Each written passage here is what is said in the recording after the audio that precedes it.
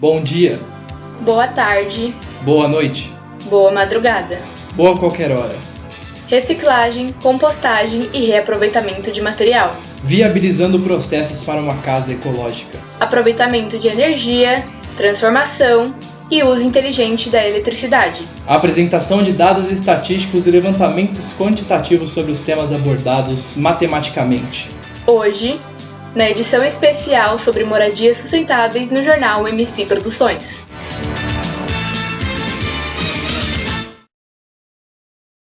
Estudos diversos dizem a respeito do reaproveitamento de materiais e métodos sustentáveis pelo uso da compostagem e reciclagem. As repórteres Laura Manzotti e Isabela Martins estão nas ruas para nos falar sobre esses métodos. Boa tarde, Laura. Boa tarde, Pedro. Boa tarde, Bia.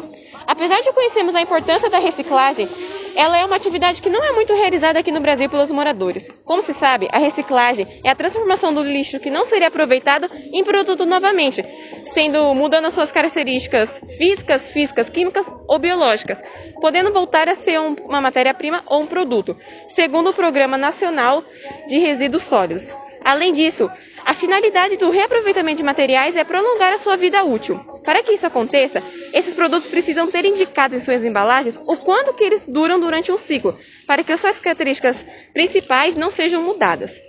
Esses são os casos de uns bens de consumo como latas de alumínio, papéis de escritório e recipientes que são feitos de plástico. Cada um desses itens eles possuem o seu próprio descarte, sendo representados por cores, que o azul é o papel, o marrom é o orgânico, o vermelho é o plástico, o verde o vidro e o amarelo é o metal. Agora eu volto com a Isabela, que ela explicará melhor um pouco sobre as outras formas de moradia sustentável. Volto com vocês, obrigada. Boa tarde, Laura. Como podemos perceber, todos os métodos sustentáveis estão interligados entre si. Dando seguimento ao que foi falado, a compostagem orgânica doméstica é o ato de transformar resíduos orgânicos em compostos nutrientes muito ricos, que podem ser usados para diversas finalidades, inclusive para o adubo de hortas. A horta é um local onde são plantados legumes e hortaliças. Nelas também podem ser plantados temperos e ervas medicinais. Geralmente são localizadas em um solo de terra fértil, que podem ser adubadas e recebe sol o dia todo. O que muita gente não sabe são os benefícios gerados através dessas alternativas, como, por exemplo, a diminuição do mau cheiro nas ruas e lixeiras, a prevenção contra a proliferação de animais vetores de doenças e a vida útil dos aterros sanitários. Produção de adubo orgânico rico em nutrientes e alimentos advindos da horta, que são muito mais saudáveis e mesmo assim não são tão consumidos como os de escala industrial. Volto com vocês, boa tarde e obrigada. No próximo bloco falaremos sobre agrotóxicos, fertilizantes e levantamentos matemáticos a respeito do tema.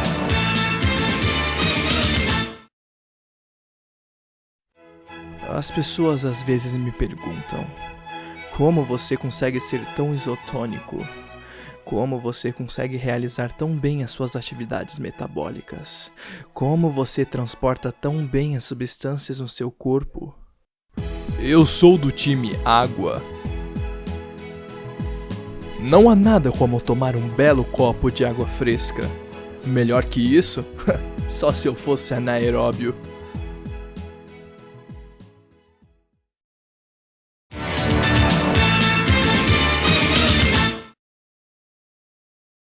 Agora, uma reportagem química exclusiva sobre compostagem, agrotóxicos e fertilizantes orgânicos e inorgânicos. Os repórteres Lucas Mendonça e Antônio Ferraz trazem as informações. Durante a compostagem, a matéria orgânica é decomposta principalmente através da ação de micro-organismos e enzimas, resultando na fragmentação gradual e oxidação dos detritos. A aromatização de estruturas SH enxofre e hidrogênio é consequência de atividade microbiana e também das estruturas químicas do material de partida. Agrotóxicos, segundo o Ministério da Agricultura, Pecuária e Abastecimento, produtos químicos, físicos ou biológicos utilizados nos setores de produção agrícola, pastagens, entre outros, com o objetivo de alterar a composição química tanto da flora quanto da fauna a fim de preservá-las. Infelizmente, eles possuem grandes malefícios aos seres humanos, causados pelas exposições prolongadas ao produto. Podem gerar problemas graves, como paralisia, lesões cerebrais e hepáticas, tumores, alterações comportamentais, entre outros. Em mulheres grávidas, podem levar ao aborto e à má formação congênita. Dos 15 elementos químicos conhecidos atualmente, 11 podem estar presentes nas formulações dos agrotóxicos, dentre eles bromo, carbono, cloro, enxofre, fósforo, hidrogênio, nitrogênio e oxigênio, e são os mais frequentes encontrados, conferindo as características específicas aos agrotóxicos. Os fertilizantes naturais ou orgânicos são compostos obtidos de restos vegetais ou animais, tais como os lixos biodegradáveis que geramos nas nossas casas. Reaproveitando esses resíduos, podemos beneficiar as plantas e o jardim, além de poupar dinheiro, sendo uma maneira sustentável de possibilitar a proliferação saudável de plantas em determinado solo. A obtenção de fertilizantes orgânicos para a utilização nas plantas do nosso jardim pode ser realizada com facilidade a partir da matéria biodegradável.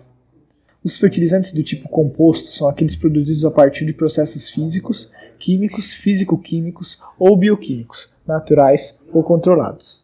Nela, restos de comida, folhas e outras matérias orgânicas são aproveitadas como fertilizante após longo período, no qual as moléculas da matéria orgânica são quebradas. Já nos fecundantes inorgânicos, os macronutrientes são nitrogênio, fósforo e potássio. Embora sejam elementos, são aplicados como compostos que contêm o elemento numa forma que possa ser absorvida pela planta. Outros nutrientes importantes são o cálcio, magnésio e o enxofre. As plantas precisam também de outros elementos em pequenas quantidades, chamados de micronutrientes. Matheus Marques e Lucas Corsini nos trazem uma reportagem na íntegra a respeito das fontes energéticas não renováveis e renováveis e o uso da energia solar, uma tendência em ascensão nos usos industriais e domésticos. Fontes de energia não renováveis são recursos naturais considerados inesgotáveis e usados para a geração de energia. As fontes energéticas renováveis trazem diversas vantagens em seus usos, pois agridem minimamente ao meio ambiente, se comparadas às fontes convencionais de energia.